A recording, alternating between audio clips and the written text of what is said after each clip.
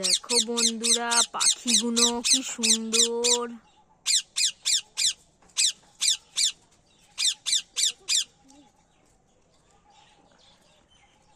কাদের কাদের টিয়া পাখি পছন্দ?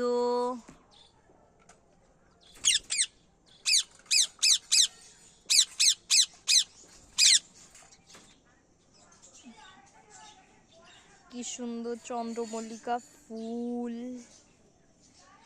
এই যে এত সুন্দর সুন্দর চন্দ্রমল্লিকা ফুল।